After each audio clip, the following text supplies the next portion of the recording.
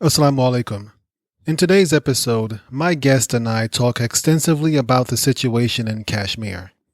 We understand that this is a complicated and sensitive topic. I want to give a disclaimer that my guest is from Pakistan and we both acknowledge his bias regarding this topic.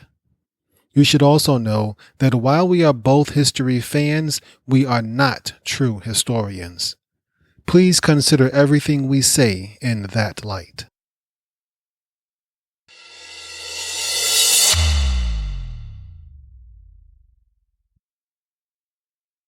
Assalamu alaikum. Welcome back to the Islamic History Podcast. I'm your host, Muttaqi Ismail, and I have a special guest with me. You've heard his name on several past episodes. He has been really my secret weapon past couple of months, and he has really helped me with the research, especially for the series on Pakistan.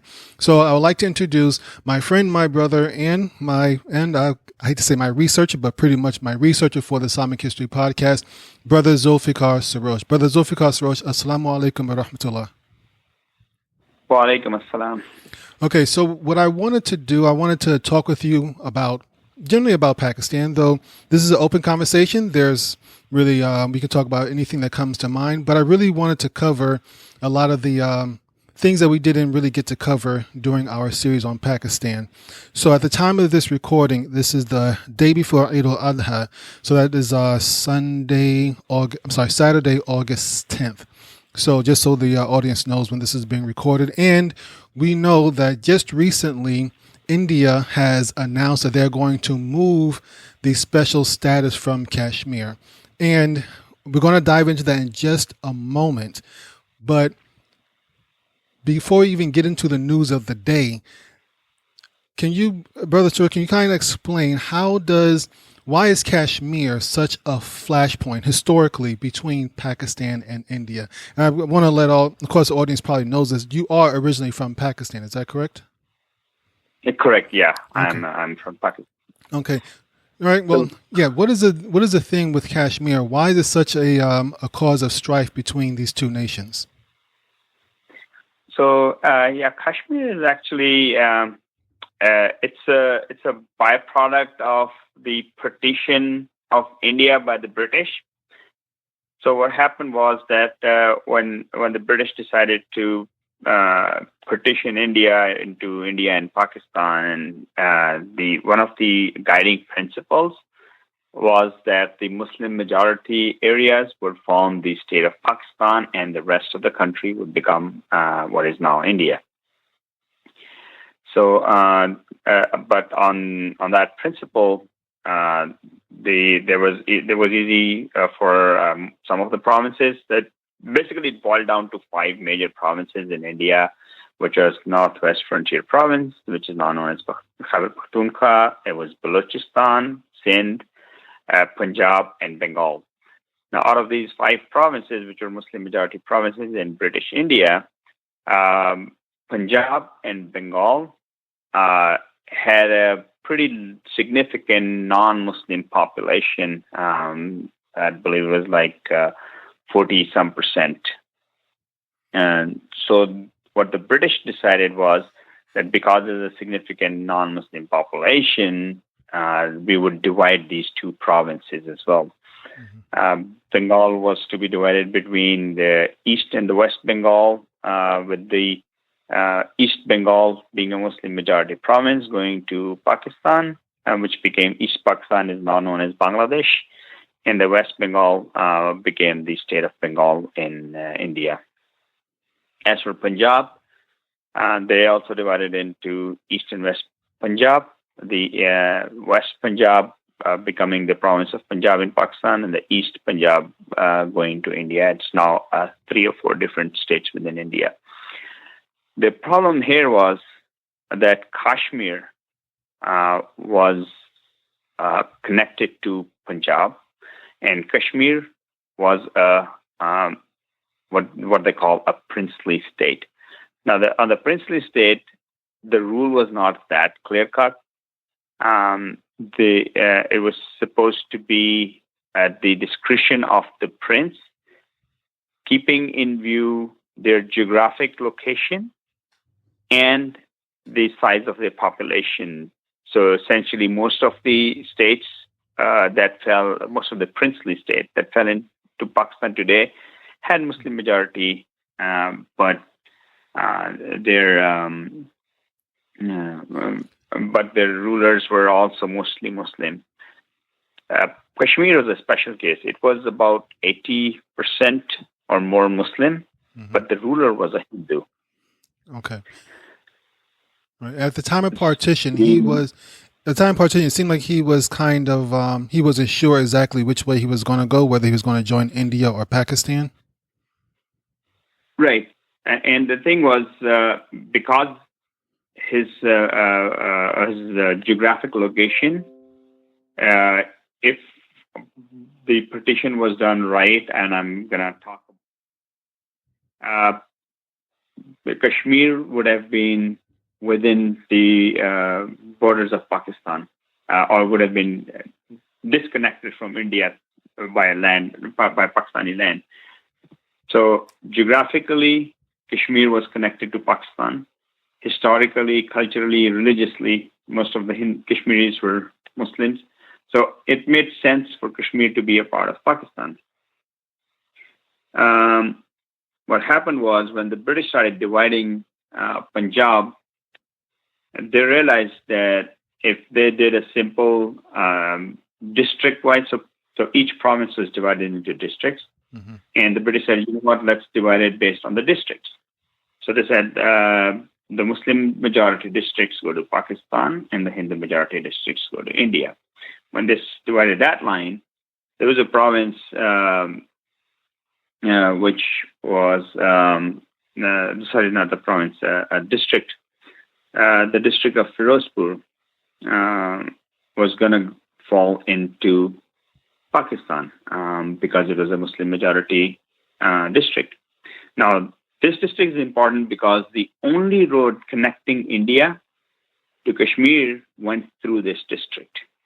Remember, Kashmir is primarily mountainous area, and there was a big chunk of Pakistan already connected to Kashmir, but the only link to India through Kashmir would have been through this one district.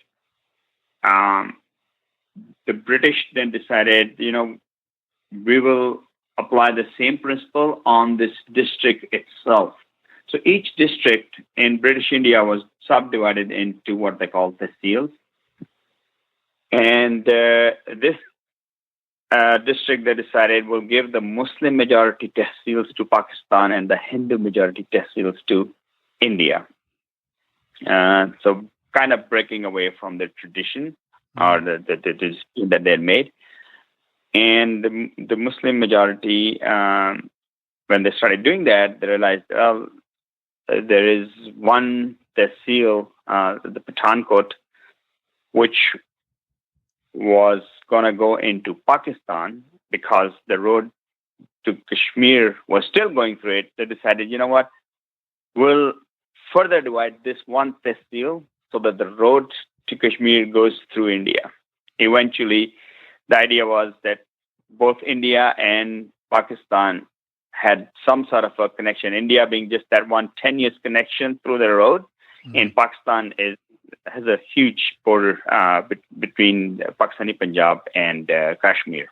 Right, that's one of the things during the research that you provide. One of the things I noticed, or one thing I was concerned about, somewhat like how Africa and the Middle East, when the European powers kind of carved them up, they carved them up not really thinking about different ethnic groups and historical rivalries and things like that. Did that play a part in the partition as well? Even though I understand the British were trying, and all parties involved were trying to separate Hindus and Muslims, I guess, into these two different groups. But was there any instance, it seems like it may have been one in Kashmir, where people drew lines in the dirt that kind of grouped or separated people, whether either way, grouped or separated people that naturally had different boundaries?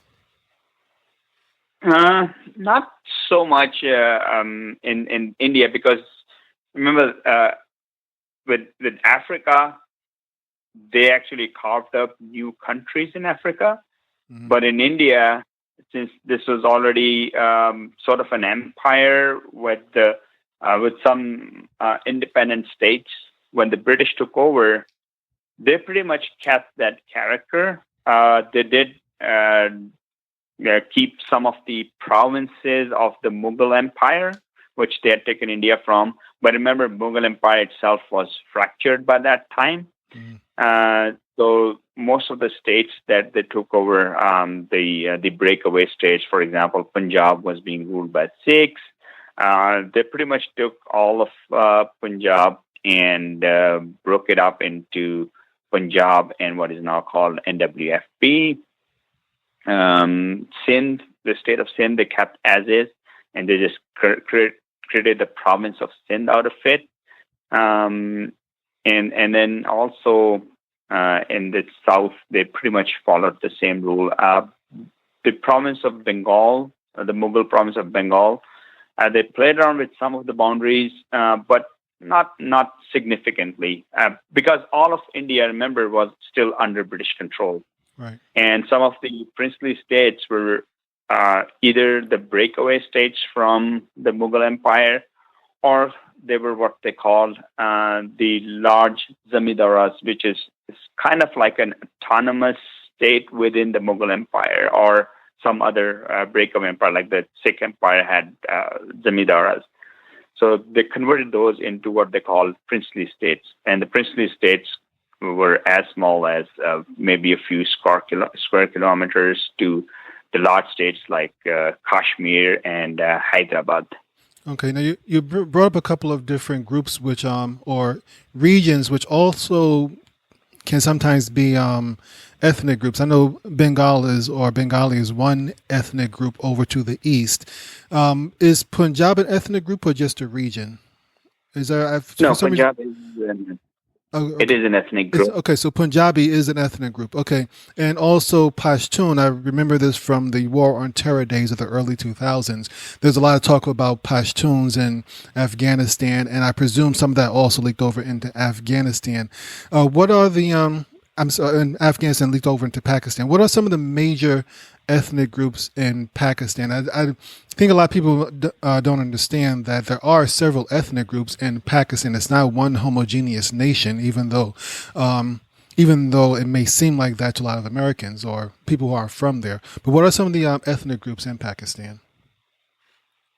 In Pakistan, the largest ethnic group today is Punjabis, which form around 60% of the country.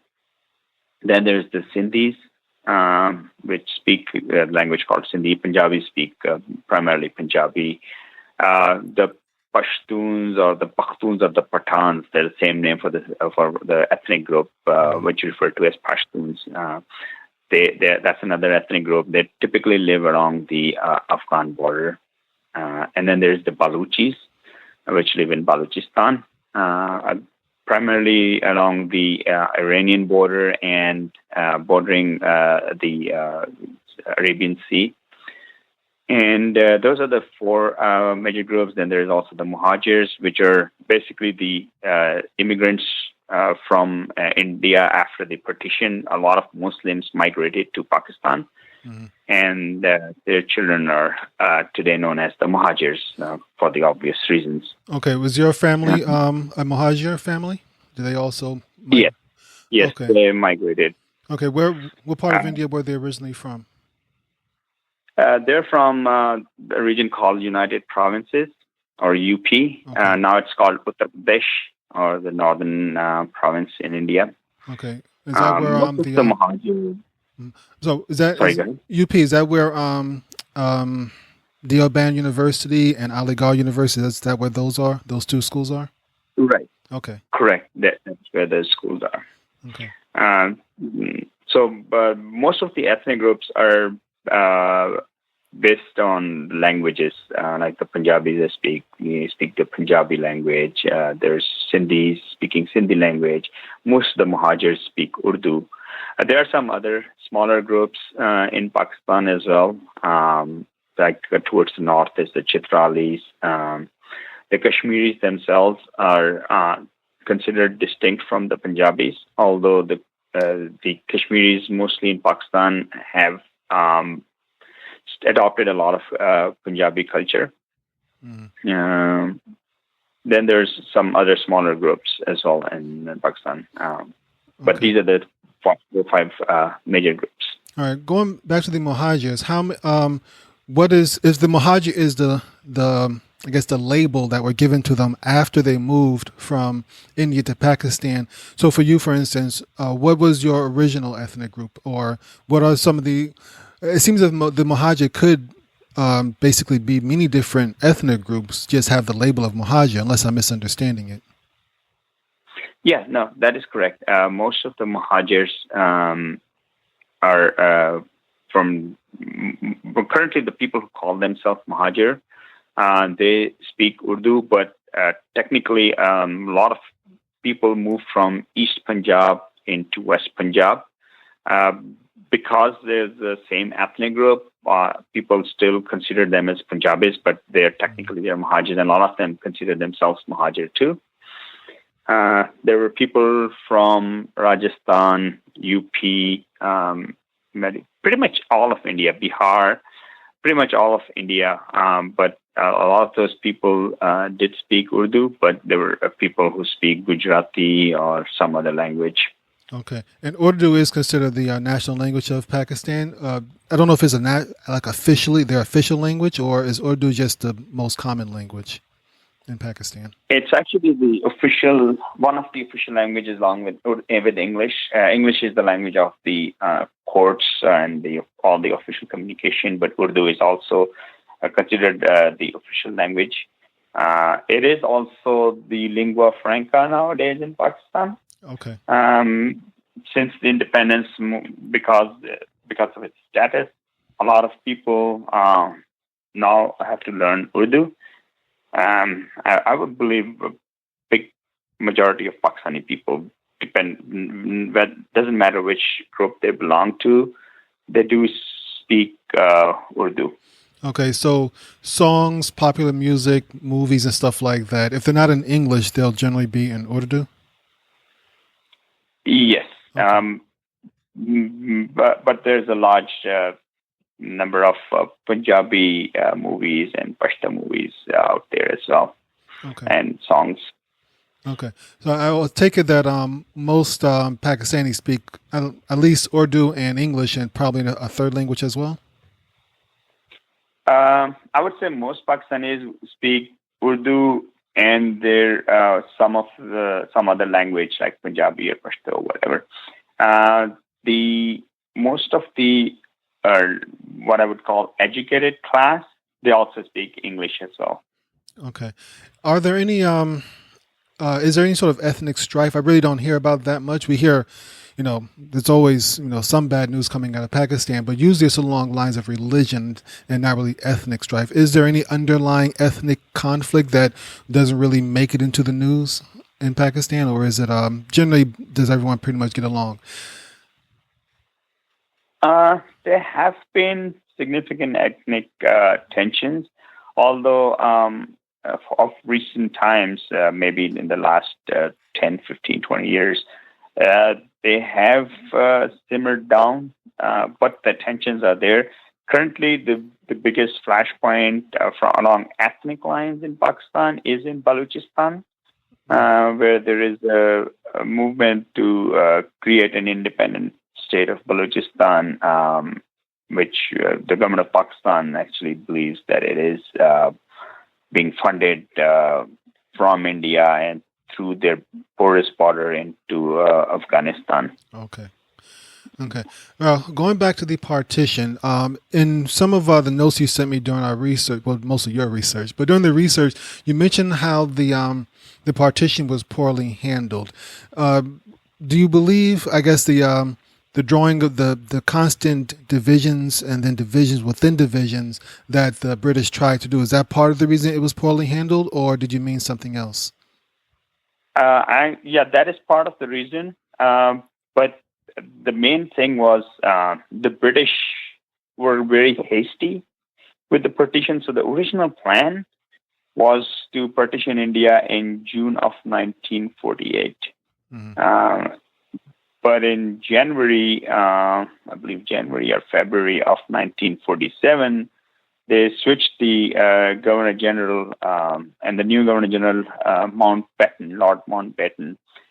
He wanted to speed up the process for whatever reasons, and he pulled in the date from June of 1947 to June of 1948 to August of 1947. So almost by a year.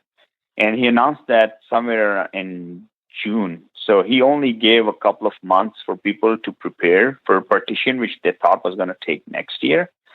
And you can see the logistics of dividing an entire country into two countries was to be completed within a period of 2 months.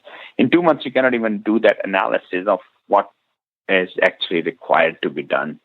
And this guy just announced and said somewhere in June, he announced that on August 15th, the two countries are going to come into existence and the British will leave India. So that is pretty much not even time for a modern day major project like a road or something. And he's dividing a country. So that created a lot of problems. Okay, is that partially what sparked the riots that took place in 1946 and 1947, or were they already happening even before this announcement? The riots actually were happening even before this announcement. Maybe one of the leading reasons for him to pull in the date was to just get out of India and leave it because of all these riots, and he didn't want to have that under his administration. So he said, well, let these brown people handle it themselves. That might have been one of the primary reasons. But yeah, the riots had actually started early in, I believe, 1946 or 47. I don't have the dates. That's fine. I have the benefit of having your notes in front of me. But yeah, you said in August 1946, when the first riots took place in Calcutta between Muslim League workers and Indian National Congress workers, and then it just spiraled out of control. It wound up with over 4,000 people being killed, and they just kept going from there. Was your family involved in either as victims or perpetrators of any of this violence during this partition? Well, not really. But when my family settled in Pakistan, I did get a chance to talk to the area that was given to my father, some agricultural land, and my father's land manager. He actually one time he mentioned that he and his brothers had attacked a convoy of Sikhs and forced them actually to leave for India. And they did some killing, unfortunately. On the other hand, my mother, when she was migrating from the UP, she was riding on a train, and her train was attacked by Sikhs near the city of Amritsar. They had left. Amritsar is the last major city between Pakistan and India border. So they had left Amritsar and they were moving towards the Pakistani border. So that's when they were attacked. Fortunately, her train was what they call the GHQ special. It was carrying soldiers and military equipment to Pakistan. The Sikhs were, fortunately, did not realize that. So there were soldiers with guns and everything on her train, and they fired back and drove those guys away. Okay, so your mother was she fleeing UP, or was it just part of her move from India to Pakistan, or was she actually fleeing because fearing for her life? I know she was probably a little girl at this time, right, when this was happening. Yeah, my grandfather would be the person, right? What happened was that when they announced partition, the government officials who were working for the central government, like the federal government here, they had an option to choose between India and Pakistan. My grandfather used to work for the state of UP. So he did not have that option. But my mother's elder brother was probably in his early 20s or late teens at that time. He actually was working for the Army General Headquarters as a civilian employee. And so he had an option because military is considered part of the central government. So he had the option. So my grandfather told his son to choose Pakistan, so they could all move to Pakistan. So and my grandfather resigned from his post, and my uncle, he picked Pakistan, and they were moved by the Army General Headquarters. So they were provided the train and everything and free transit to Pakistan. Okay, and somehow in this transition from India to Pakistan, the local Sikh gangs or militias, they found out that a bunch of Muslims were on this train and they decided to attack it. Is that kind of what happened? At that time, pretty much any train going westwards or any convoys, because there were lots of trains, but most of the people just moved on their foot or on their animals. So they formed large convoys and just started walking to Pakistan. And same thing was happening on the other side of the border. People moving eastward were generally going to India. So it was easy for the gangs on both sides of the border to figure out which of these guys are moving to India and which are moving to Pakistan. Okay, so your mother, as a little girl, I take it your family's government connections, would that part of them help them get train transport, which presumably was definitely was faster and presumably was safer also. But in their transition or the travel from India to Pakistan, at some point, Sikh militia finds out about, or they know that they're there, they see they're going westward, easy to figure out that they're heading to Pakistan. And so they attack them. It seems mind-boggling if they want to cleanse India of Muslims or cleanse UP of Muslims. It seems mind-boggling they would actually attack them. But I know in these states where human rationality can sometimes leave our minds, but it seems mind-boggling they would attack them when they're doing exactly what they wanted them to do, leave India. So, okay, so your mother and her family is on this train going from India to Pakistan.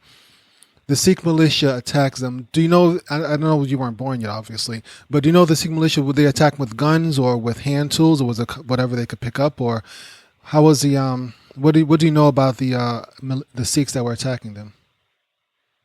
So they actually used an IED. They placed an IED explosive, on the tracks.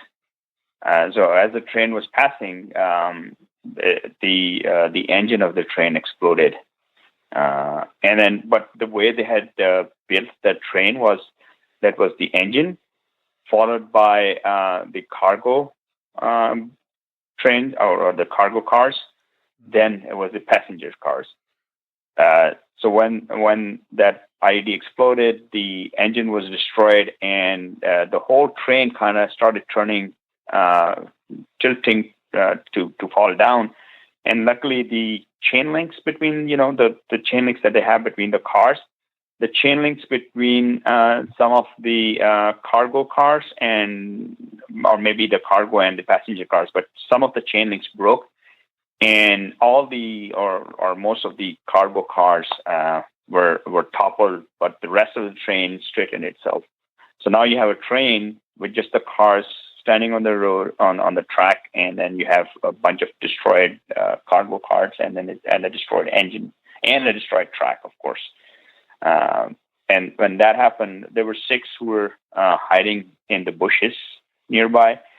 They started shooting at the train, and when they started shooting, the soldiers that were on the train, they basically took their guns and started shooting back. Okay. and they drove the Sikhs away. And then later on, because they had to get an engine, some of the soldiers went back to Amritsar, and they forced the station master to give them an engine to get to Pakistan. And at the same time, the British had set up these special forces. These are called the Gurkha regiments. They're primarily from Nepal, and they're considered to be really good soldiers. So they came back with Gurkha platoon, which had machine gun and everything, and they basically fired on the whatever remaining Sikhs were there and drove them out. And then they fixed the track, connected the engine, and were able to ride back into Pakistan. Okay, yeah, that must have been terrifying. I can imagine suddenly an She was explosion. just 8 years old at that time. I'm sorry, say that again. I missed it. My mom was only 8 years old at that time, so you can imagine the trauma that an 8-year-old might have gone through. She still remembers those vivid details. Wow. Was during that period of time, what were the leaders of the Muslim League and the Indian National Congress? Mostly, I guess, Muhammad Ali Jinnah on the Pakistani side, and I can never really pronounce his first name. Last name is Nehru. Jawaharlal Nehru. I can't really get his name. What were they trying to do, or the politicians on both sides, and maybe even the British? What were they trying to do regarding the riots, as far as trying to stem the violence? Did they do anything to try to fix things, or not have so much violence going on? Yeah. Mm-hmm. Yeah, actually they did. They did try their best, and especially starting in 46, both Nehru and Gandhi, they visited the camps, the riot-stricken areas when they started off in Bengal, and then of course from Pakistan side, Liaqat Ali Khan, but they actually formed an alliance where Liaqat Ali Khan and Nehru, they went together and visited a lot of these riot-stricken areas, talked to people, tried to calm them down. So they were trying their best. And then, of course, there were volunteers on both sides which were helping the refugees. As for the British, they just didn't have enough people, or enough dedicated people, I guess, or neutral people to control the riots. They did try whatever they could to stop the riots. And if you read Muhammad Asad's book, he mentions that when the British troops showed up, all the rioters would just disappear into thin air because nobody wanted to mess with the British. But there were just not enough British soldiers to go around. And as for the Muslim and Hindu soldiers, first of all, their neutralities would have been questioned, but then again, they were also trying to help their people cross the border as much as they could. Okay, we have to also keep in mind that this is just a few years after the end of World War II, so Britain is still reeling from that and having to manage an entire global empire after probably the most devastating war in human history. It's understandable the British may not have had the ability to really put the manpower down, so I can kind of understand that in that regard. Going back to Muhammad Ali Jinnah, he's definitely, as we mentioned in the show, he's definitely seen as the father of Pakistan, and we've discussed in our episode on the 3 A's of Pakistan the many different leaders of Pakistan. Many of them came through simply through military means, unfortunately, by overthrowing the government or some other ways like that. But besides Muhammad Ali Jinnah, who are some of the more influential in a positive respect, but maybe not necessarily positive, because no leader is perfect, but in your opinion, who are some of the more influential or important Pakistani leaders? Pretty much every leader left some of their marks. If I was to look at the leadership, I guess Ayub Khan, although he was a military dictator, he tried to industrialize Pakistan to an extent where, it, for a brief moment, it was considered as a role model for the rest of the struggling third world countries. But unfortunately, he also sparked some ethnic tensions between Bengalis and the West Pakistanis, which resulted in the partition. The other person of importance, Zulfiqar Ali Bhutto, is considered to be the first quote-unquote elected leader of Pakistan after the Ayub Khan. He basically left some legacies where he wanted to form like a alliance of the Muslim countries, the OIC. So he tried to help build the OIC into a stronger community by hosting the conference, the Islamic Summit Conference in 1974. He also started Pakistan's nuclear program, which many Pakistanis believe is right now our guarantee for a non-war between India and Pakistan because of the mutually assured destruction. But he basically turned into a civilian dictator, so that also caused a lot of grief for Pakistanis. Okay. So I think every leader I'm going to think of is going to have some positive and some negative aspects. But yeah, these two do stand out. Zia-ul-Haq kind of led the Islamization effort in Pakistan pretty much. That's his legacy. But people can argue for and against it because you can argue that this actually led to what is happening in Pakistan today with all this religious fanaticism that's going on. It was fueled primarily by his Islamization effort and his misadventures into Afghanistan. And some people would say, well, he was going to try to build Islamic society, but of course you can't force people into building an Islamic society that actually comes from the heart. The rest of the leaders really haven't done much for the country. Okay. We were going to. I did intend to go deeper into Zulfiqar Ali Bhutto's history, but it just didn't come up, and we just weren't really able to do it. But you mentioned he was a civilian dictator, and most of the people who've been listening should know that Zulfiqar Ali Bhutto was the father of Benazir Bhutto, who was the first female prime minister of Pakistan. I think probably the first female prime minister or civilian leader in the Muslim world. So he does have a legacy, and I think also his family is now moving into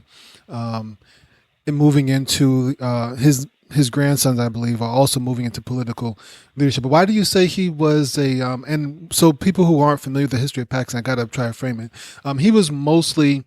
He came into leadership, and he came into power after the Civil War of 1971. So most of his reign was during the 70s. Is that correct?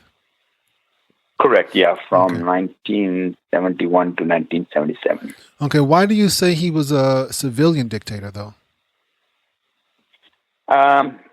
Because he imposed direct central rule on the provinces of Balochistan and NWFP because he was not able to form his government there. He also started one of the many military operations in Balochistan. You don't expect a civilian ruler to be attacking his own people that way. Plus, he made a lot of unilateral decisions outside of the parliament. And the thing that led to his eventual demise was the murder of one of his political opponents, which he was accused of ordering, and actually found guilty, although most of the people believe that it was just a political show trial.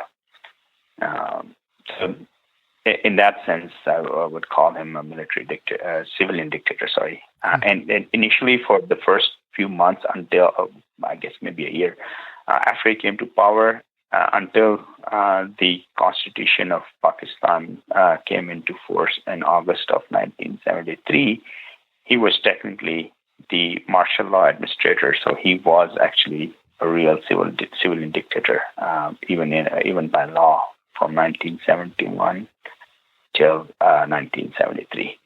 Okay, now this period of time between Bhutto and Zia-ul-Haq, it is there's some real Game of Thrones stuff going on between these two leaders.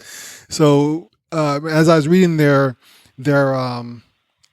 histories and how they went from one to the other, is really I don't want to make light of it because people lost their lives, but it is really fascinating how these two leaders and all the conspiracy and cloak and dagger behind the scenes between these two leaders.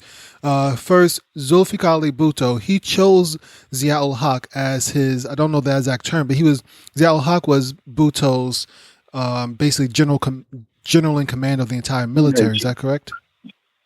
Commander-in-Chief of the army. Okay. Yeah. Okay. And then it was Zia-ul-Haq. And on top of all that, before I even get into Zia-ul-Haq, Bhutto chose him because he was a low-ranking general and put him in charge. Is that also basically the way he thought he would be someone that Bhutto could push around or could control, basically? Yeah. So in army, they have this concept of seniority. So they have ranking. This guy is number one, number two. So Zia-ul-Haq, I think, was number 6 or 7 in the line for being the army chief. And Bhutto basically realized that the top 5 or 6 are way too powerful for him to handle. And he saw Zia-ul-Haq as someone who was, I wouldn't say harmless, but less harmful. He was considered more of a very religious type, keeping to himself type of a person, more professional, I guess. So Bhutto promoted him to the chief and basically bypassing 6 or 7 generals ahead of him. Yeah, and then so he does that, but then later on, I guess 1976 or so, Zia-ul-Haq leads a coup that overthrows Bhutto and then has him arrested. Is that what happened basically, or was Bhutto arrested separately from the coup? No. So that what happened was Bhutto had to, of course, you have to have elections every 5 years. So Pakistan also had its elections. They were, not the cleanest election. There were a lot of reports of, ballot stuffing and things like that. Some underhand dealings to put the Bhutto's People's Party in power. And so the opposition parties, generally they would just, in most of the countries, they would just scream about it and then go their way. You can see here, even in the U.S., when Bush became president, there were a lot of complaints against him, but people kind of just said, okay, well, he's now the president. But in Pakistan, what happened was these opposition parties, they started street protests. And the street protests turned pretty ugly. And the opposition parties then contacted Zia-ul-Haq directly, because in Pakistan there has been a history from almost the very early days of military interventions. So they contacted Zia-ul-Haq, who basically decided to topple the government in order to stop the rioting. So he basically led his coup, toppled Bhutto. Now, when you're toppling a civilian government, so typically they would arrest all the leadership of that civilian government. So Bhutto was actually initially he was put in house arrest. There's a government rest house, is what they call it over there. I don't really know an equivalent term. Kind of like a government-owned B&B. So they placed him in house arrest there. He was not in prison or anything. He was living in a house. He was not allowed to leave the house. And then later on, Bhutto made some statements against Zia-ul-Haq because Zia-ul-Haq had announced fresh elections to be held in October. So he he did his coup on July of 1977, and he announced that October we're going to have 3 months. We're going to have an election in Pakistan, and October we'll have a new government. Bhutto was very confident that rigging or no rigging, I am going to win the election, and he said, "I'm going to see to it that Zia-ul-Haq gets his sheer punishment, his fair punishment." So of course you don't do that. Yeah, not very intelligent to threaten the guy who just overthrew you while you're sitting under house arrest. Not a smart move by Bhutto there. Yeah, and Bhutto was known to be very vindictive. So Zia-ul-Haq really feared for his life at that point. And there was a police case registered against Bhutto for the murder of one of his political opponent's fathers, actually. So this political opponent, Kasuri, he and his father were traveling together in a car, and somebody sprayed bullets on the car. Kasuri survived, but his dad died in that attack. And they filed a police complaint, and in that complaint, they mentioned that this was ordered by the Prime Minister, which was Zulfiqar Bhutto at that time. So they opened up that old case and pretty much arrested him on those charges, and he was put in prison. He was tried, and 2 years later, he was hanged, found guilty and hanged. Okay, and of course, there's lots of speculation that Zia-ul-Haq may have encouraged the guilty verdict. Is that correct? Also, not that he actually did, but that he may have, that there are rumors or speculation that he might have. Yeah, that's the way it seems, that it might have been some behind the scenes activities going on where Zia-ul-Haq somehow influenced the outcome of that case. I think it was decided with a very close margin. I think it was one judge, one vote. There was a panel of judges, as far as I remember, and there was one judge who voted against him. So it was just a one vote difference amongst, I think, 5 or 6 judges. I don't remember the details right now. Okay, and then I'm sorry, go on. It was pretty close. Okay, so Zia-ul-Haq is in power now, and he, despite his promise of elections, he remained in power throughout the rest of the 70s and a good chunk of the 80s as well, if I remember correctly. Is that correct? I don't think did he ever actually have those elections that he promised? Well, he had elections in 1985. Kind of 8 years too late, maybe. Okay. 7-8 years too late. Yeah, but he did not have the promised elections.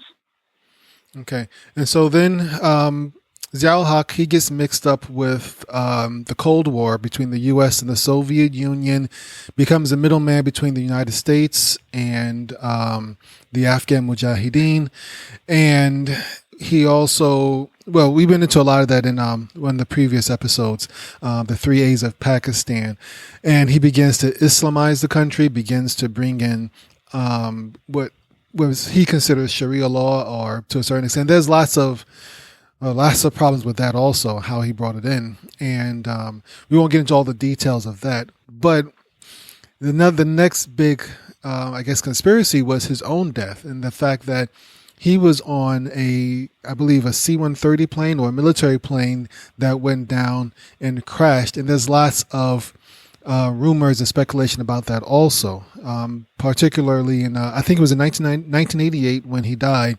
He was on a plane.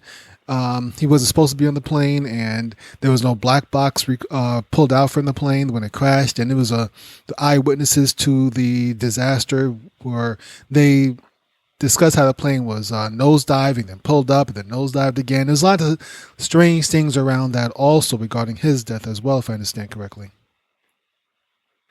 Yeah, that's an interesting thing, because we Pakistanis, we love conspiracy theories. So there's a lot of the way I think almost was love conspiracy theories. Yeah.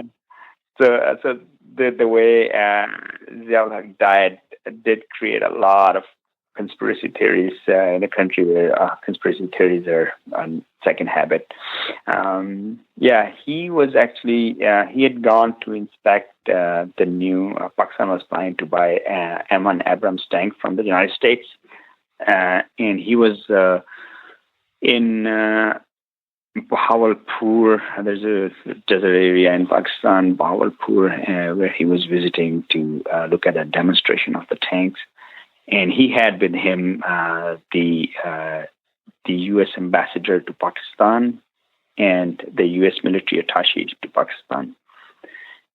And a lot of his generals were there too. Now in Pakistan, the rule is that you cannot have more than 2 generals on a single plane.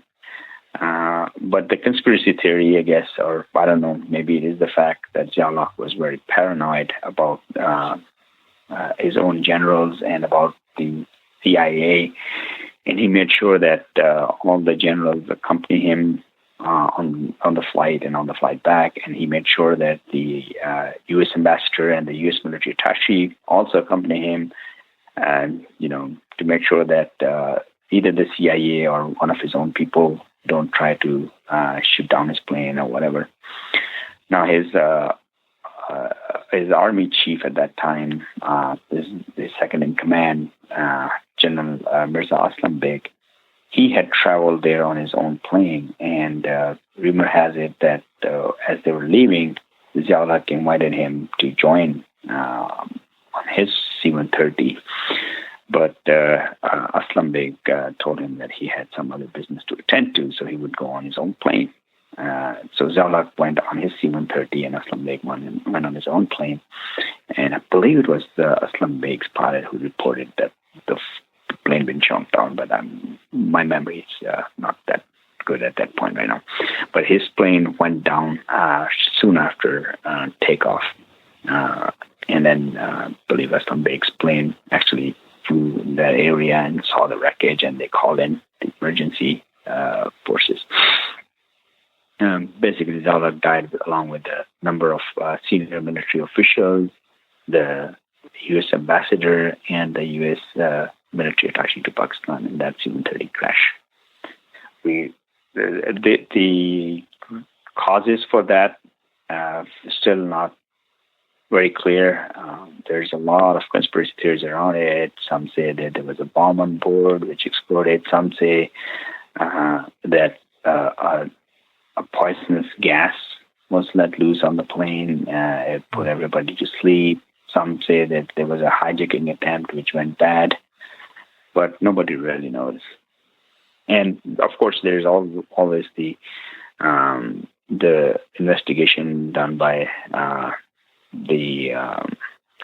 forgot the name of the company that builds the C-130 planes. I think it's I'm thinking Lockheed Martin, but I could be wrong. I'm not 100% sure. Yeah, I think it is Lockheed Martin. So they did their investigation, and so they had their own report. I think it was some technical fault in the plane, but there's a lot of conspiracy theories around that. Okay. Well, right now, Pakistan looks like it is coming into a better place. It has removed itself a lot from the war on terror days of the early 2000s, which caused so many, the loss of so many lives in Pakistan, and really has.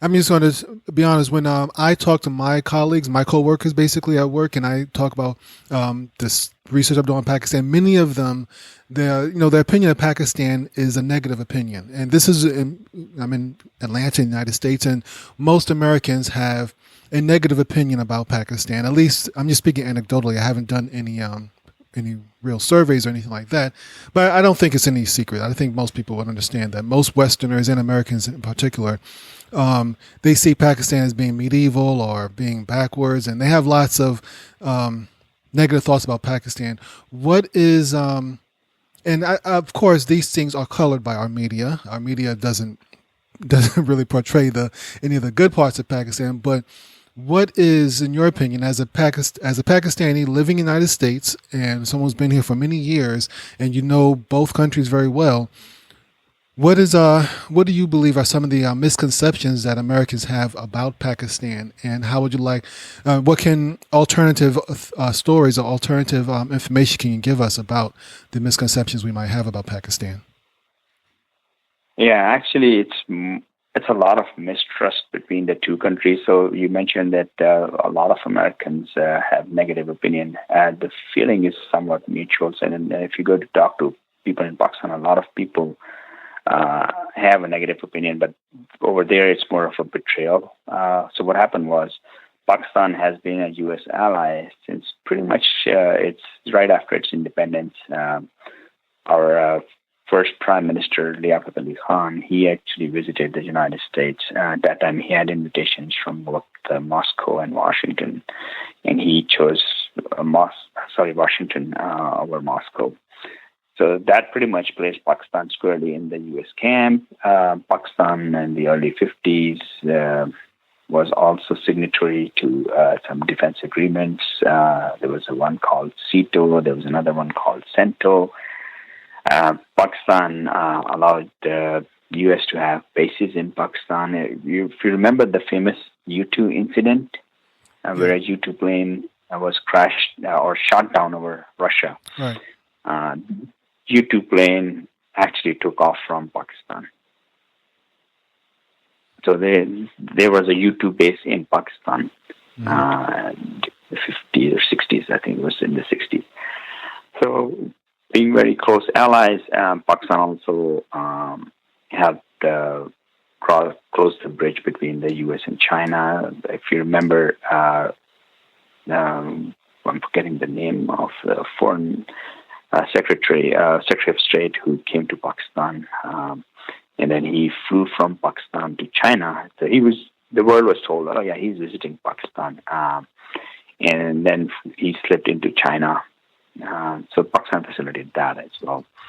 And then the Afghan War, when the Soviet Union invaded, Pakistan offered up help, and a lot of money and weapons were channeled through Pakistan into the hands of the Afghan Mujahideen who were fighting the Russians. And then right after that, when the Russians left, the United States just left Afghanistan, and they turned against. They turned it back to Pakistan as well, and said, "Okay, no more money for you guys. Yeah, it's game over." Right. And then there were a lot of sanctions placed on Pakistan because of its nuclear. At that time, it was a secret, so everybody said, "Oh, Pakistan is building a nuclear weapon." Pakistan claimed, "No, we're not building a nuclear weapon." But obviously, they were building a nuclear weapon, which they tested in 1998. So there were a lot of sanctions placed on Pakistan. India had actually demonstrated their nuclear capability back in 1974, I believe. And this is what prompted Pakistan to start its nuclear program. But no sanctions were placed on India. And still, even today, India has basically gone scot-free on that one. And also during the 1965 and the 1971 war, even though Pakistan was in a military alliance with the United States basically refused to help, saying that the defense pacts were against communist aggression and not between a regional war. So that kind of created some bad blood, and then the whole Afghan episode where Pakistan and the Afghanis also kind of felt that we were left in the lurch after the Soviet Union departed from Afghanistan. Everybody in Washington was celebrating, and they kind of forgot the guys who had brought that thing about defeating Afghanistan on a shoestring budget, defeating Soviet Union on a shoestring budget. They did achieve that. Now, afterwards, the two countries kind of started drifting apart, and when Pakistan had a nuclear testing in 1998, a lot of sanctions were placed on Pakistan. A lot of sanctions that had been placed earlier, and they were lifted because the Pakistan help was required for the war in Afghanistan. They were brought back in 1998 and more so. So that did create a lot of economic problems for Pakistan. But then, Pakistan also helped in their mind was trying to stabilize Afghanistan by bringing in the Taliban, which is probably not a good idea, retrospectively thinking. But then, what happened on 9/11, and then at that time, the United States basically asked Pakistan for help again, but this time it was more of, if you remember George Bush's turn, it was either you're with us or you're against us kind of attitude. So Pakistan decided and complied and said, okay, you can have our land and use it for that campaign.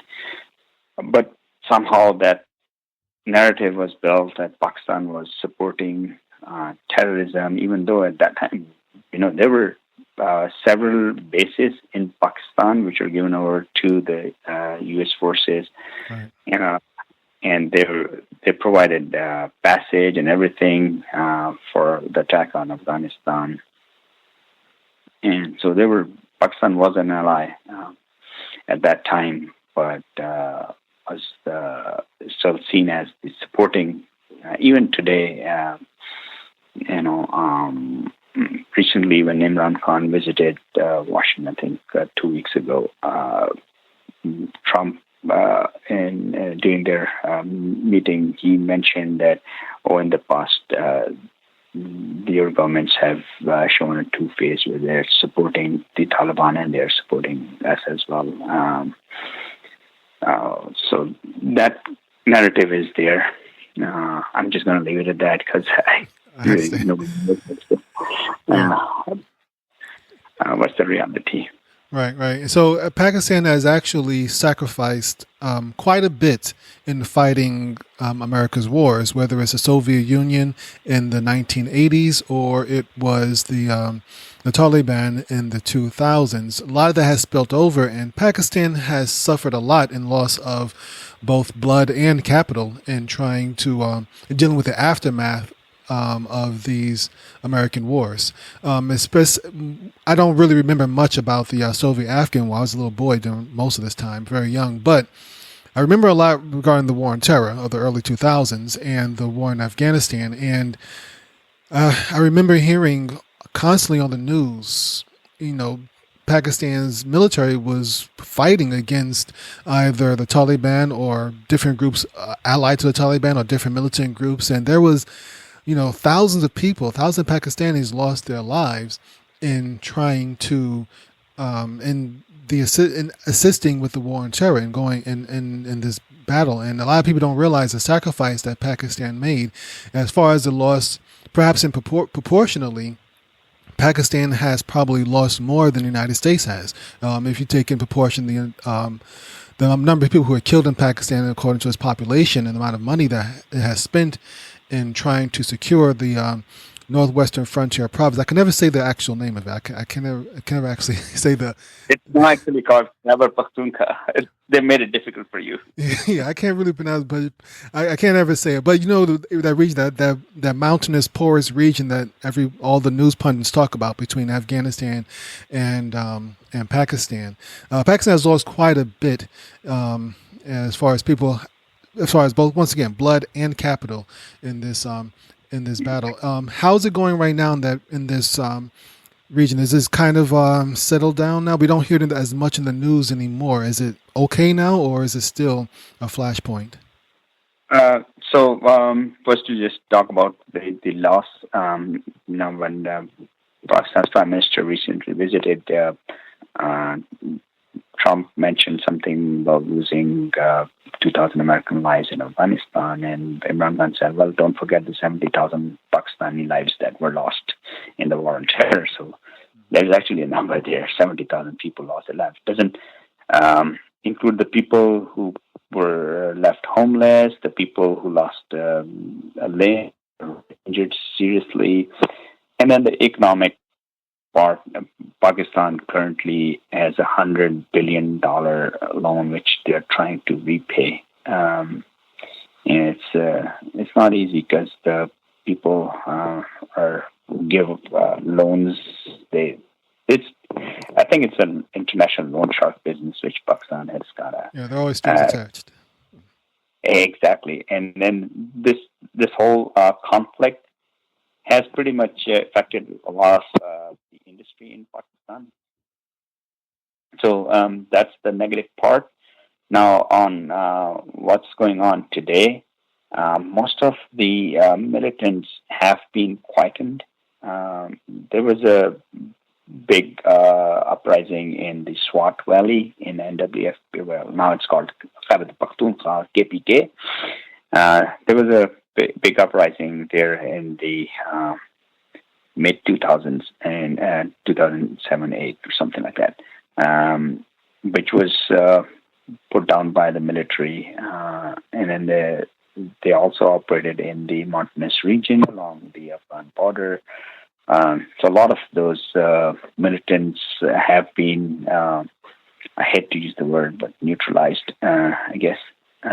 So there is still some activities going on, but it's probably 10% of what it used to be, not even 10% at that. Okay. On the economic front, Pakistan did lose a lot of money, and there was no industry. So this is where China comes into the picture. Now, China has been an ally of Pakistan since the mid-60s.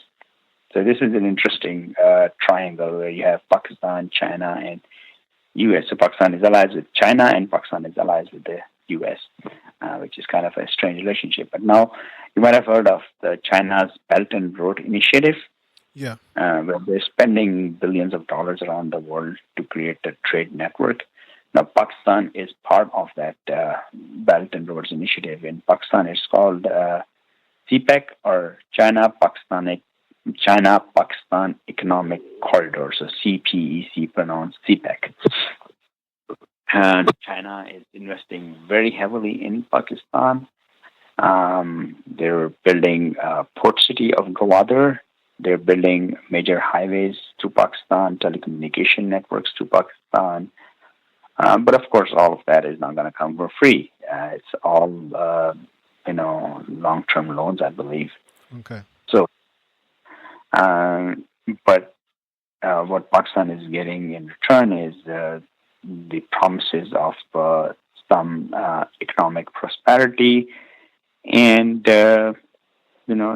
hopefully, China is going to try to protect its interest in Pakistan in case of a conflict between India and Pakistan. So that's another hope that with strong Chinese presence in Pakistan, India may not, I wouldn't say attack, but it's not going to interfere on that level. If I understand correctly, I don't want to get too deep into the geopolitics of that region, but China and India seem to be somewhat antagonistic, or they have some sort of dispute going on. I don't know how serious it is between those two, but have you heard anything about that without getting too much into the details of it all? Yeah, there are some territorial disputes. Interestingly, China claims a part of Kashmir. Oh, okay. And also claims another part of the northeastern provinces in India. And they have actually gone to war at least one time in 1962. Oh, I didn't know that. Okay. All right, so I can see another triangle forming there. So with Imran Khan as the current prime minister, a lot of, particularly especially young people, seem to like him. He seems to bring a fresh hope, or at least I don't want to use too many American parallels, but I can see a lot of the same enthusiasm about him as surrounded Barack Obama when he was first elected here in the United States. So how do you feel about the future of Pakistan, whether it's regarding Imran Khan or not? How do you feel about the next 10, 15, 20 years for Pakistan? Yeah, that next 10 years are going to be, I believe, very crucial for Pakistan. And you're right, Imran Khan I would actually, drawing on U.S. parallel, I would say that he's more like the Bernie Sanders of Pakistan. Okay, had Bernie Sanders won, right? So yeah, had Bernie Sanders won, but this guy struggled for 20 years. So I don't know if Bernie Sanders has 20 years or not. But yeah, if Bernie Sanders had won, whatever the United States would have become, as I think he's more, because he's very close to the millennials in Pakistan. So the youth in Pakistan do support him quite a lot. And he's kind of a strange mix of support. So he's supported by a lot of liberals in Pakistan, and surprisingly, a lot of the religious right also support him. So it's kind of a weird combination there. Yeah, kind of. But he doesn't. I kind of noticed interesting thing about Imran Khan, and I gotta admit, I am hopeful for him as well, even though I don't really understand Pakistani politics, but I am kind of hopeful for him. But it is kind of strange that his openness about his faith, about Islam, and about his devotion to religion, and also his personal life, how he changed. I don't remember his whole story, but I remember he went from being basically a playboy athlete into a fairly, religious, politically minded individual. But those two worlds that he operates in, both in the religiously devoted as well as the former Hollywood or maybe Bollywood lifestyle, and those two things seem to attract two groups which seemingly would not necessarily be in the same camp. Yes, that's a very interesting aspect of his politics. But he does have a lot of opposition in Pakistan. The last Prime Minister, Nawaz Sharif, and his party, they have a very strong following in the province of Punjab. Bhutto's grandson, Bilawal Bhutto, and his son-in-law, Asif Ali Zardari, Bilawal Bhutto's or Bilawal Zardari, as some people call him, his dad, Asif Zardari, who was the president of Pakistan for about 5 years before Nawaz Sharif's power. So they have a very strong support in the Sindh province. So those are the two major oppositions to Imran Khan's political power, and he has a very tenuous majority in the parliament. And so he is not free in that sense, because he's going to get a lot of opposition from his own parliament to form laws. So he's pretty much going to be ruling by what in the United States is called executive order. But interestingly, he does have very strong support from the military. And one of the accusations against him is that the military helped him to power through somehow rigging the elections. But this is currently unproven. But that's the general perception in his opposition camps. The thing is, he's trying a lot of things at once, and I don't know if he can necessarily handle all of that at the same time, given the fact that he does have a very strong opposition, and what he's doing to that opposition today is going to create a lot of antagonism, because currently a lot of the opposition leaders are in jail, primarily on corruption charges. But that's in Pakistan, a politician going to jail is always considered political capital for the politician. So his opposition is portraying that as a political tactic rather than a civil case of corruption. So that's something that's gonna hurt him unless he can move forward and get some support from within his opposition ranks on his policies. Okay. I'm sorry. You can Yeah. finish that thought. Go on. I'm sorry. No, go ahead, please. Okay, well, we began speaking about Kashmir. We're going to end by speaking about Kashmir also. Recently, there's been a change in India's declaration of Kashmir's status. I don't fully understand it, and I'm hoping you can probably explain a little bit better for our audience members who aren't as clued into the situation in Kashmir. What is it happened very recently, I think just yesterday, the day before yesterday, very recently, that India changed Kashmir's status. I don't know if you can elaborate on that a little bit. Yeah. So the interesting thing is there's Article 370 of the Indian Constitution, which gives Kashmir special status. Now, the question is, why does Kashmir have a special status? Because internationally, Kashmir is considered a disputed territory.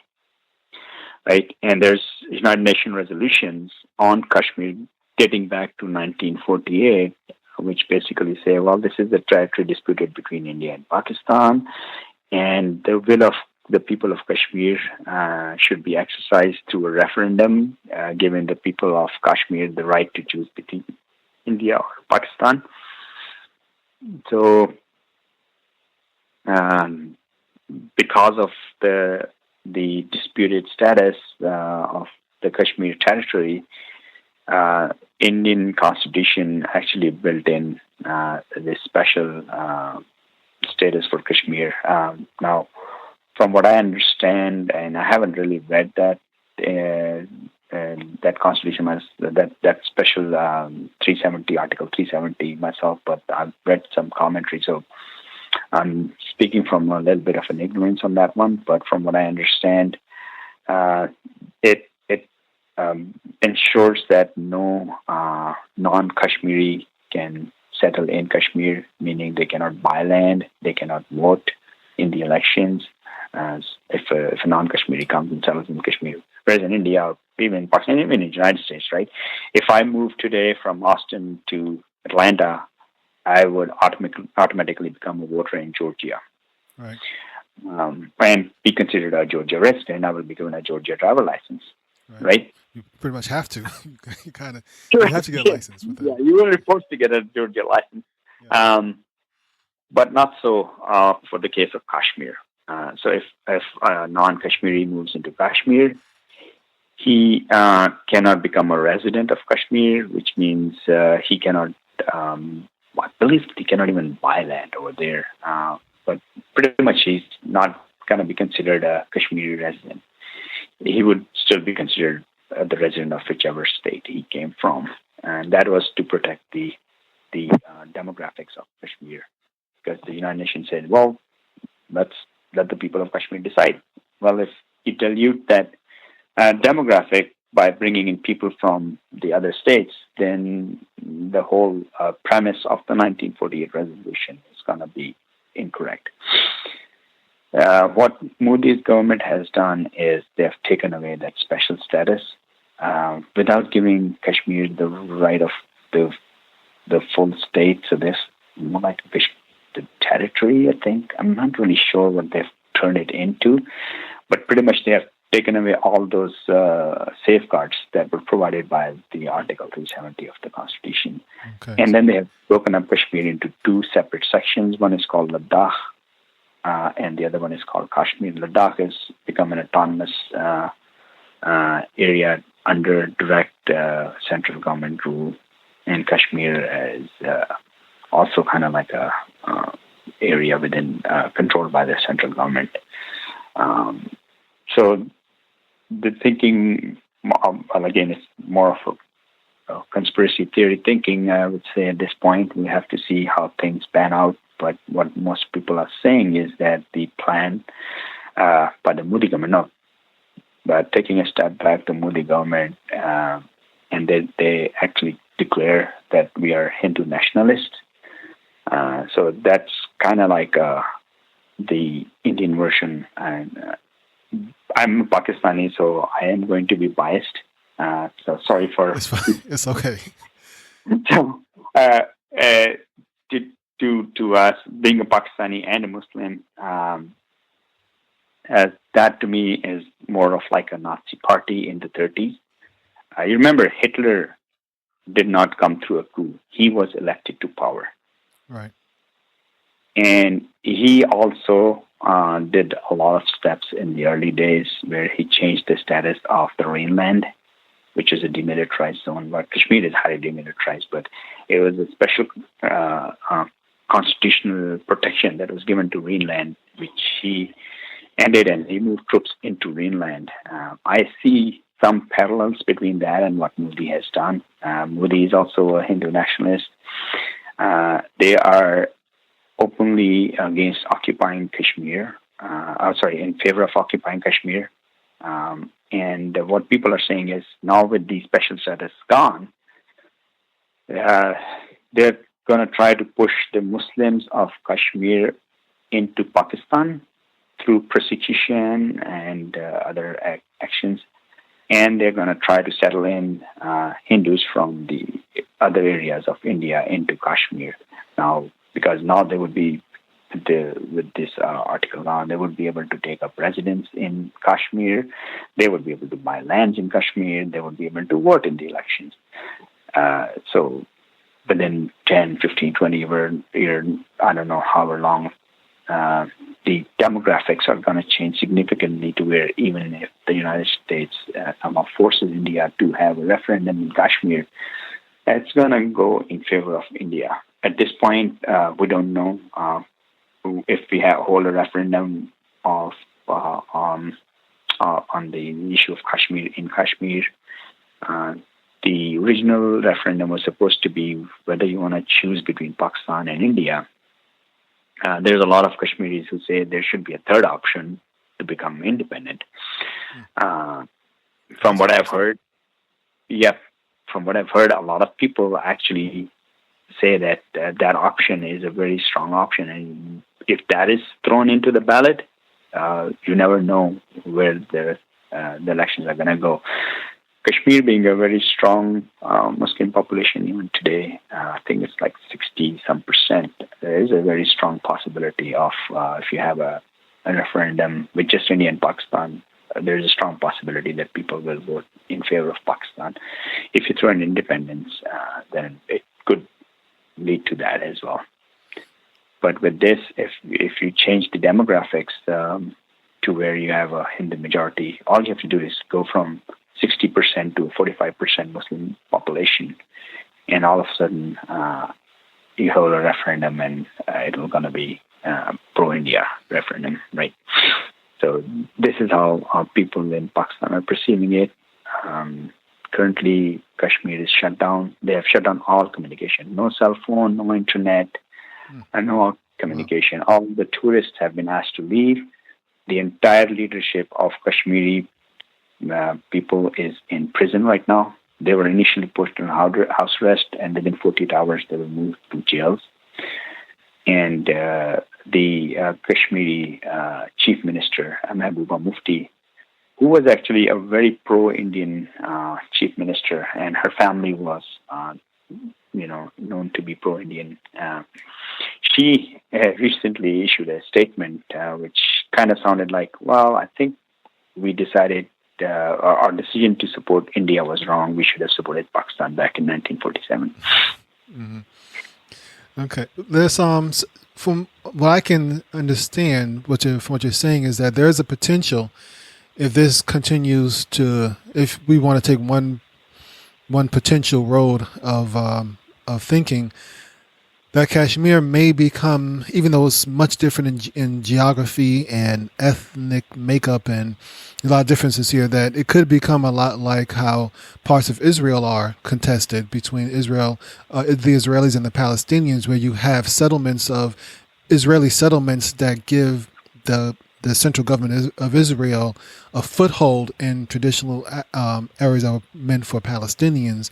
If India allows Indian migrants to come into Kashmir and settle down, they can basically establish permanent settlements or permanent communities there that will ultimately alter the demographics, where maybe 60% Muslim now, maybe in 10 years, 10, 15, 20 years, it might be 60% or maybe just 50% Muslim at that time. Is that one line of thinking? Actually, that's exactly what allows the Kashmiri and Indian opposition leaders to, not just the Kashmiri leaders, but also leaders of the Congress Party, which is the major opposition party in India today. They're basically claiming that with this action, Modi has turned Kashmir into Palestine, and he's doing exactly what Israel is doing in Palestine. So yeah, it's basically what a lot of people in India itself are saying,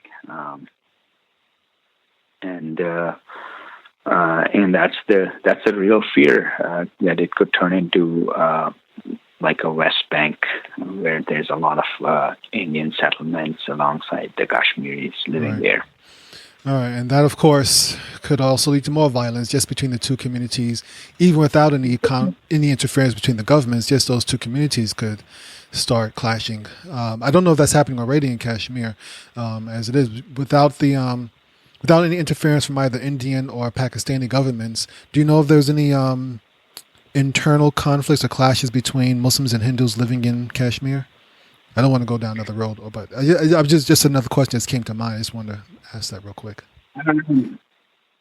I'm not sure. I believe there is, but it's hard to separate the Kashmiri, what Pakistan would call liberation fighter, and what the Indian government calls terrorist. Okay. So it's hard to figure out if those attacks are being carried out for or against the Indian occupation as they see it, or are they actually Hindu-Muslim rights? Because in the rest of India, it's easy, right? There is no independence movement, so whenever you have a clash between Hindus and Muslims, it's easy to see that it's a Hindu-Muslim conflict. But in Kashmir, because the occupying forces are mostly Hindu, and the people who are fighting those forces in Kashmir, attacking them, are, of course, Muslim Kashmiris primarily. So it's hard to see if it's a Hindu-Muslim conflict or it's just people fighting their occupiers. Okay. All right. It appears as if that's going to remain a flashpoint for many years to come. Inshallah, we hope that peace will come to that region, to Kashmir, at some point. But we're going to before we go forward, one more point out. Sure. And a lot of Indian opposition parties are currently claiming that this Article 370, once it's removed, the instrument of accession through which Kashmir, according to Indian point of view, the instrument of accession which made Kashmir a part of India is now null and void, which means the Article 370 was protecting the instrument of accession to India. With that gone, the instrument of accession is null and void, which means now India is, according to their own constitution, an occupying force in Kashmir. Wow. Okay, that's something right there. Hopefully, we'll see how it plays out. I never intended to do because I consider the discussing Kashmir kind of discussing Pakistan, but Kashmir may deserve a more in-depth conversation in the future. We're going to have to wrap it up now, Brother Saroj, but this has been fun, and I'm hoping that we can do this more in the future. You have helped me on some future episodes regarding, we just finished speaking about Israel and Palestine. I'm inviting you right now on the air in front of everybody. Will you be willing to come back and discuss other topics outside of Pakistan, maybe Israel, Palestine, and other issues? So will you be willing to come on and discuss those things? Sure, inshallah. Inshallah. Yeah. Okay. All right. We'll work that out behind the scenes. So once again, Brother Saroj, I want to thank you for taking your time and your expertise. I know that you're not a historian, you're not a history expert, as you're a fan of history like I am. So we've been on this conversation for about an hour and a half, and we really could go another hour and a half if we weren't careful. So I got to bring it to an end real quick, but I'm hoping, inshallah, we can do more episodes like this in the future, and we'll talk about other things outside of Pakistan. But I want to thank you for being a guest on the show, and hopefully we can discuss more things in the future. All right, thank you. All right, you're welcome. You're most welcome, Brother Saroj. So, brothers and sisters, it's going to wrap it up for today's, for this session of the Islamic History Podcast. Inshallah, we'll be back again next time with more information and more wonderful stories. But until then, Assalamu alaikum wa rahmatullahi wa barakatuh.